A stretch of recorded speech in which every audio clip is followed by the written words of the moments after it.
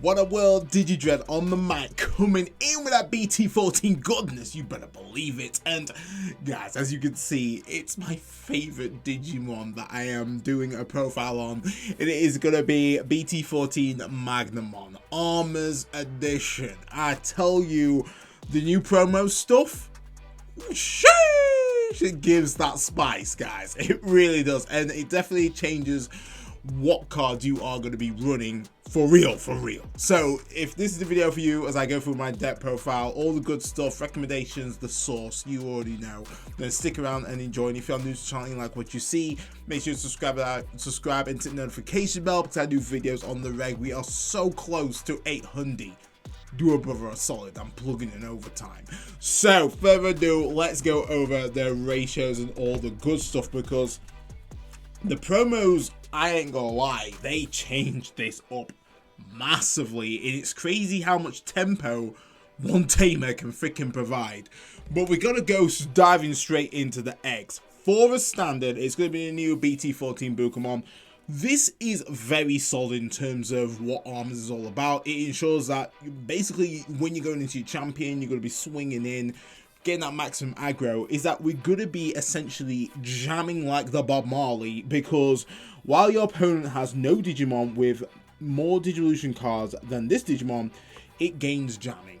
Really good. And on top of that, if there's not a Digimon out on field of the opponent, it automatically gains that jamming, which is very strong for this deck. It means that you can kind of freely swing in with your rookie if you're essentially, you know, you're starting first, which is the ideal play when it comes to Digimon. So that really concludes for the eggs. You don't need to run anymore. The jamming is definitely key for you to get that aggro. So going into the rookies, we run a solid 14. And the reason why we run 14 is because with Armors, there's actually quite a lot of recursion. And with the promo Davis, you need to ensure that you have a Vmon in hand in order for you to get the maximum worth out of playing him. So first off, we gotta just really hone in on the new promo V, because this boy is the source, guys. Really solid. You can either on top of a green and blue, which doesn't really matter in this deck, but it does give you a bit of options. But your turn, once per turn, when this Digimon would digivolve into a card with 3 in its traits, if you have a Tamer, so it doesn't matter what Tamer you have out, as long as you have a Tamer out, reduce the Digivolution cost by 1. This is massive in this deck right here. Combo that up with the blue training, you're cooking. You are absolutely cooking. Going into Magna for effectively free, which is great stuff right there. And then if it couldn't get any better, when attacking, not once per turn, if this Digimon has 2 or more colors, draw 1. This right here will make sure that you are drawing for days, guys. Like, I kid you not, you will end up with a plethora of cards. Too much, you literally fanning yourself off. Man, you talk to the store owner thinking, man, turn the aircon off. Like, nah, no worries, chief. I got my massive fan blowing me up for days. So really good stuff right there. I'm so happy with what they've done with that. Really, that is definitely armor support for real. Going on obviously to the staples, you're going to go in with the BT12 Vmon. This is key for you to search out your Davis and also get a free type Digimon there as well. Most of our Digimon are free type, so netting 2 cards is just juicy.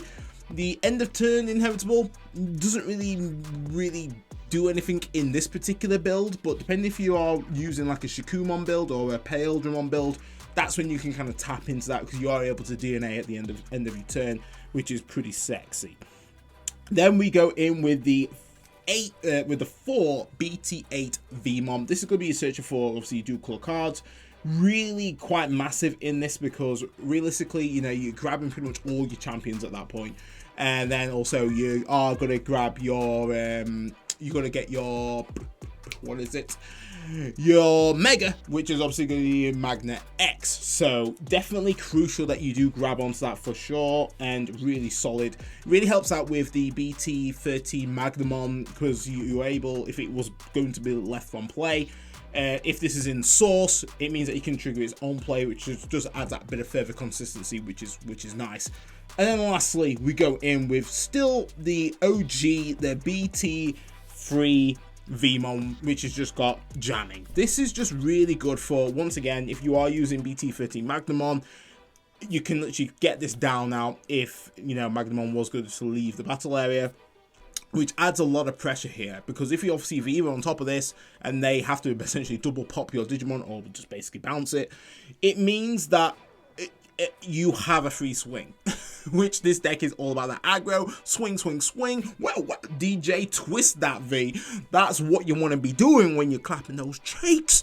So really solid card right here, though we do have an alternative. We do have an alternative, and the reason why I want to really mention this is because there is definitely some source in regards to what you could be running, and that is going to be, damn, the contrast is harsh on that. That's going to be your Ukamon. So promo Ukamon is really solid and really can help with the strategy.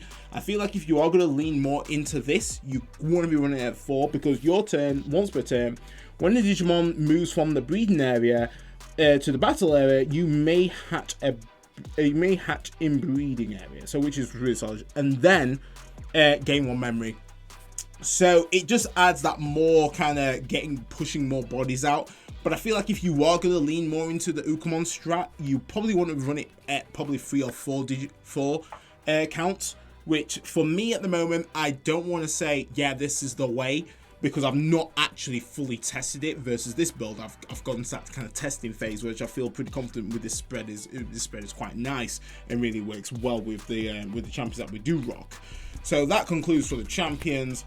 14 as standard.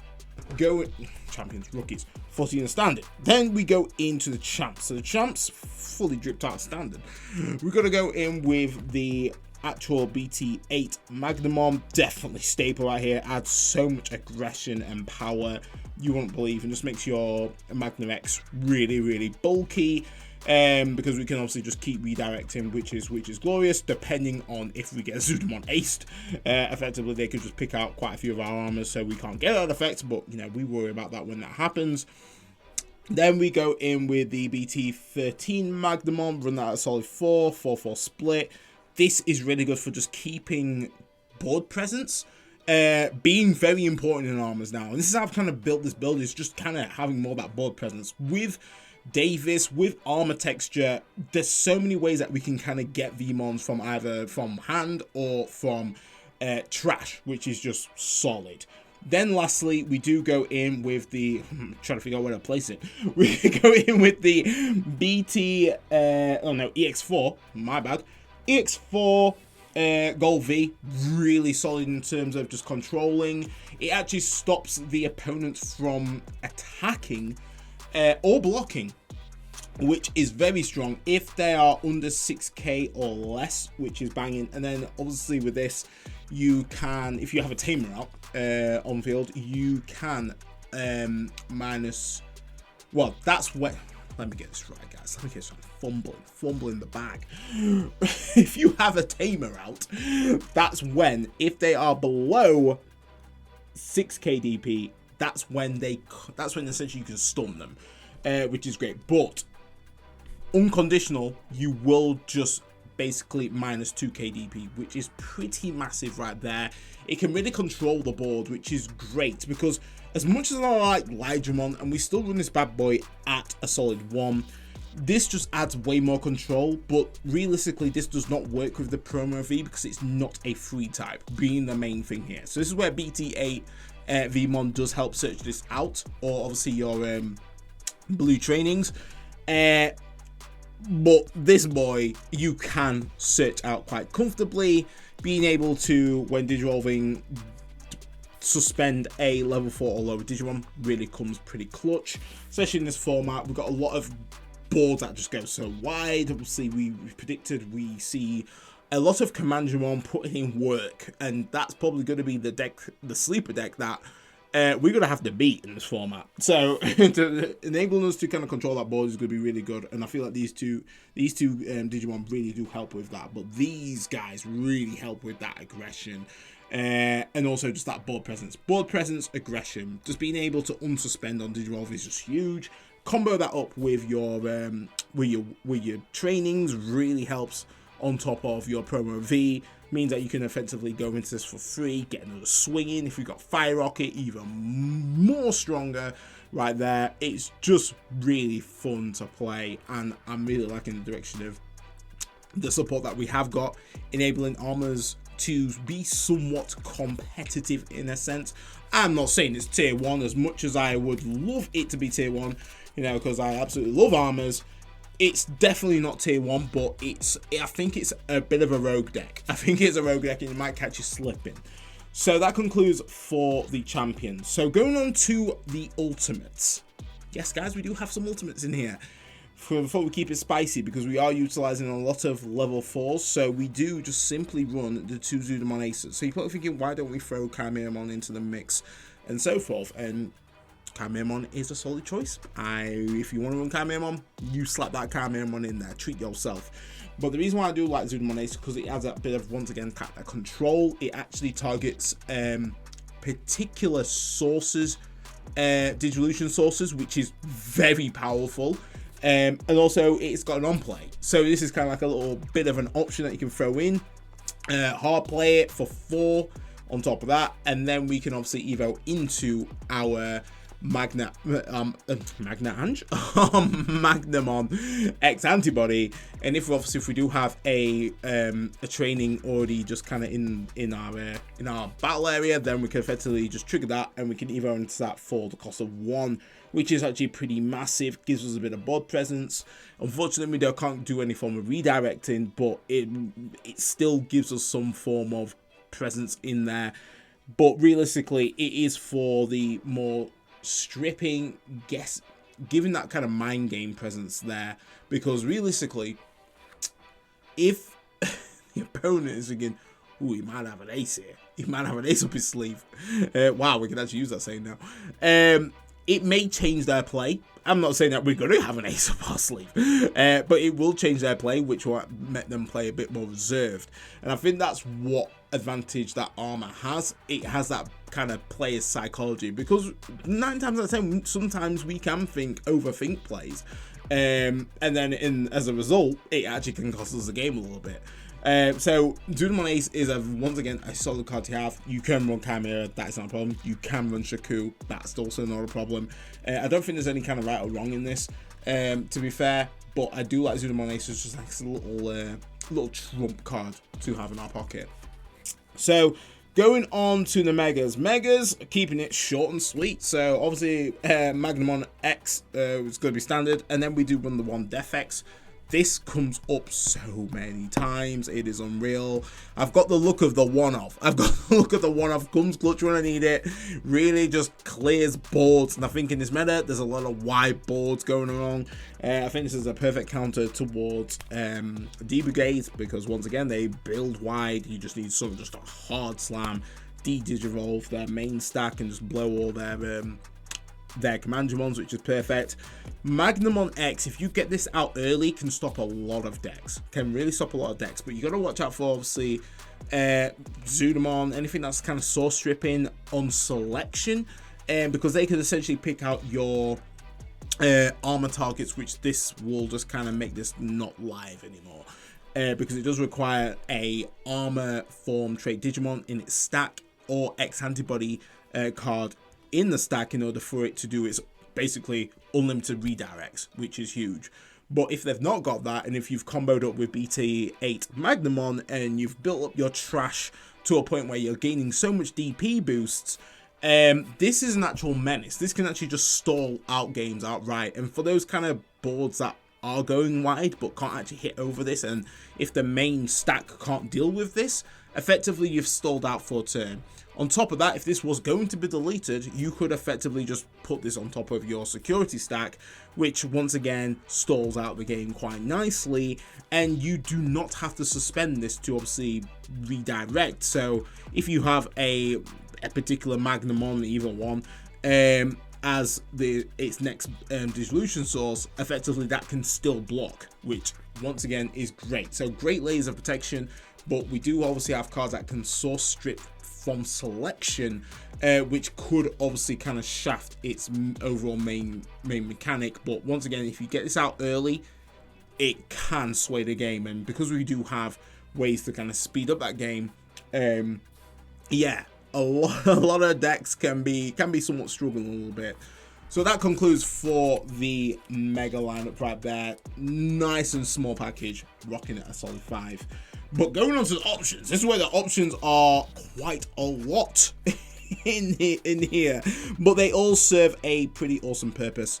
So we go in with the free fire rocket, so obviously our main aggressor card right there. One thing I want to note though is the actual security effect is somewhat useful, because you can just delete one of your opponent's Digimon with blocker. This is actually a lot more common now. Before, it was a bit of a meme, but now it's actually pretty common that a lot of Digimon have blocker. We have AG that can actually just grant Featherlugmon blocker there. So if they're swinging in and they trip into this, that can actually just ruin their day quite a bit. Which we all love, because that deck is going to be a menace also. But one thing for us is obviously that a bit of aggression is just getting that additional security attack right there. If we are in our armor form, combo that up with your Bukamon, and you happen to have the jamming like Bob Marley, you're just going in for face up in there, which we love to see. Then combo that bad boy up with a bit of armor texture. Honestly, I'm still in mixed minds of boosting up to 3, because with this and the new Tamer is fantastic. And it's not mainly because obviously we can switch our armors around and pay the dissolution cost. That's absolutely fine, but you know, use that up with the promo Vmon. Sheesh, you get an absolute worth. But the actual security effect has come up so many freaking times you would not believe, because you can play a level 3 Digimon with 3 in its traits from your hand or trash without paying its memory cost. Huge, absolutely huge. So once again, I did mention that, you know, you could go in with the Ukamon magic. This can actually get that out there, which is gorgeous. So really universal of its application. We love to see it. So then we do go in heavy with the 4 mental training. So this right here, really strong in what this actually gives for this deck. Because realistically, you know, reducing the cost by 2, most of our Digimon, well, I say most of our Digimon, we have 3 Digimon that can actually be a free Evo, but then we do have Magnamons that can effectively cost us 1, which is huge. But the thing with this is that we can actually just throw this out, choke, get a 2 dig on play, get a Tamer if needs be, get an option if needs be, get another mental training, and then we are cooking on gas. One thing to note though, we are at a risk of actually bottom decking quite a bit of our options, which is a little bit annoying. So I reckon after probably a few more rounds with this, you know, you might reshuffle, might see that, you know, we have decks that run more blue card options, so more hammer sparks and so forth, because realistically, if you throw a mental training down, you happen to get into a hammer spark, I mean, that's absolutely juicy right there. That extends plays to throw down another mental training if needs be. So really good stuff of what this card can provide for just overall blue in general, because blue have a lot of powerful options, which can really come pretty clutch. But this right here just sets up some amazing aggression, depending obviously what Magnus you do have in your hand. Then we go in with the 2 of, so we do run the 2 Heaven's Judgment, and then we do run the 2 Awakenings. So Heaven's Judgment, once again, is one of those ones that I could obviously flex to 3 if I want to. But I do feel like 2's just okay for what I need it to do. If we want to bump it to 3, we can bump it to 3. But I feel like 2's just right, because we do draw a lot in this deck. You wouldn't believe how much BT14 Magnamon can just add so much draw. Along with the new promo there as well. You drawing a lot of cards from just those 2. So, but this, because we do have a lot of Digimon that can effectively trigger this effect 3 times, we can be deleting up to 18k DP Digimon, which is really nice. If we do happen to have a Ligemon out there as well, then it goes up to 24k, which once again is huge, and we can obviously spread that out for a wide board deletion. Very handy stuff. Awakening the Golden Knight, once again, absolutely solid. Kind of works, depending if you do have BT8 Magnamon. Effectively, it can work like a pseudo armor texture in a sense, because we can evo into evo on top of an armor form. So if our armor form's not cracked, we can evo on. We can digital over with a basically evo on top of an armor form. Into a Magnamon in name. So it doesn't necessarily be Magnamon X, it can be another Magnamon BT13 or 8, which is really helpful because BT8 obviously unsuspends, giving us that additional swing if needs be, if we do have the memory.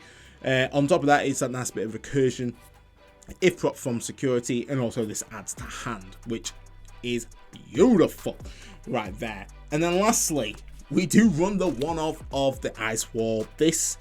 In this format, because there's a lot of go wide or a lot of decks that can multi-swing, Ice Wall comes pretty clutch because it means that they have to pay two memory per attack or per time they suspend. So very, very good stuff here. Oh, actually, when they attack, should I say, not when they suspend. I want to make sure that's clear. So yeah, very good stuff right here. And then obviously if it's triggered from security, gain 2 memory. Ooh, we like a 1 of 2 memory come clutch card. We can search this out with mental training, which is very handy right there. If we need it in a clutch bind, blam, we can just throw that Ice Wall. And sometimes with this deck, because if we build out wide, and like with this and the new Davis, it can build out pretty wide pretty rapidly. So having a nicely timed Ice Wall, once you've got, I don't know, Magnamon X out and Magnamon as a secondary stack, it's just like, yeah, I have lost. I have straight up lost right here, which is never great, but it's fantastic for us. But that concludes for the options, keeping it nice. So going on to the Tamers, and this is what's probably going to shock people the most, and it's still within testing. So we simply we just run the 4 of the new Tamer. So you're probably thinking, where the frick is Davis and Ken? So after testing, I like DK and Ken. Trust me, guys. I like the boy. It was sad. It was sad to gut him out. It was sad to gut the duo out. The thing that I find really hard with DK is when to freaking play it in this format is just ultimately, unless I don't see him first turn, it's very hard. I'm just giving too much memory and I'm giving too much evidence to what I'm trying to do next turn, versus this bad boy, which is just so good. You know, I don't want to gush and I don't want to be biased, but I feel like I am slightly a little bit biased. But what it does for the deck is really good. So, start of main. If you have a Digimon with 3 in his trait, gain the memory. Awesome. Awesome. So, already, technically, depending on if I was running a lot more Digimon, it's already doing what DK would be doing, is that gain that memory. Obviously, I know that DK unsuspends if it's a dual color card, and that's where the aggression comes off, and I completely understand, and it's, you know, that's the reason why it should be in deck. And I did actually have it at 2, and then I knocked it to 1, and I was like, nah, I just never want to play it. I just never want to throw it down, because this boy's on plays activate 1 of the following effects. You may play a Vmon from your hand without paying its cost worth. This is effectively doing what the old Davis did at 4, which you'd throw that down, you reveal 3. This actually gives us a wider opening of what Vmon we actually want to play now. We could play the BT8 Vmon, that reveals 4, and we have a body out on field. Huge. Also, because it says on play, if it's actually triggered from security, it can also get a Vmon out and do its on play. It's just so good. It's just so good. I can't believe how good. I didn't think that this would have been as good as it was when I first saw it, but it's great. And then the other effect doesn't necessarily matter in this particular build, but it's good for an Imperial Digimon build. So one of your Digimon may Digivolve into an XVmon from your hand without paying its cost. So great stuff. Either you do one or the other. In Imperial Digimon, you're an option. In Armors, you're mainly going for the player Vmon, because you can just literally select on what you want to do. Seeing this in security, never a bad day. This can actually change the tide in terms of getting that board presence if that procs off in security, and then you're pretty much guaranteed getting that one memory as well. And if obviously you have multiples of these out, blam, you're going to be just kind of eating well with that memory. If you have one out, you're guaranteed going to be starting at 2. If you have a mental training out, effectively you got a free Evo chilling in the wings, or an Evo for 1, which once again is pretty solid right there. I just feel like this card just does so much by just playing a Vmon out. That's all it has to do. Play a Vmon out, board presence. Turn 1, Evo in the back, throw Davis out, get a Vmon out, get its on play out, search top 3 or 5. Top 3 or 5? God, man, you never know. We might see BT14 Vmon with search 5. Who knows? This card will always be relevant. This will always be relevant because it just does so much. Woo! That's enough for me gushing there. You can easily run 2 DK. That's not a problem at all. It might be the way. It might be the wave. But I really struggle to actually throw out DK at the moment. I really struggle. I've been trying. I just feel like if I have it in hand, I'm like, I think I've got a bit of a better play that I could possibly do over them giving my opponent free memory, because most decks in this day and age just pop off at freaking 1 memory. Like, oh, look at that. Now my pants are down, my wife's been stolen, and my mortgage is not even in my name. That's how this meta's going, and it's awful. It's so bad, but I'm looking forward to it because I think it's gonna be fun. But guys, that is your boy done. Magnamon coming back out. I'm very excited. I even got this mat printed for our boy to be gracing us again. I absolutely love Armors. It's one of my favorite decks, and Magnamon is one of my favorite Digimon. So it's an auto win. If it doesn't come better, at least it's an awesome pet deck that seems a lot more playable than it used to be. I think in this meta at the moment, obviously there is quite a few challenges. I would say it might be that we do increase the awakenings up to 3, because there's going to be a lot of decks that can minus DP, which obviously is a thing. But because of the actual draw power in this deck now, you don't struggle to find those cards that much, to be honest. Literally, you will find yourself, you get a lot of cards in your hand just playing the usual strat of Armors. It's surreal. But yeah, obviously we know we do have Yellow Vaccine, which pretty much puts this deck on its arse, unfortunately, and that's going to be meta relevant. It's almost like Yellow Hybrid. It's almost like the debut of Armors again, and Yellow Hybrid was also out clapping its cheeks. But you know, we'll see how it goes. But if you enjoyed the video, guys, smash it with a like and standard. Stay safe, stay fly, and I'll catch you next one. D Dread off the mic.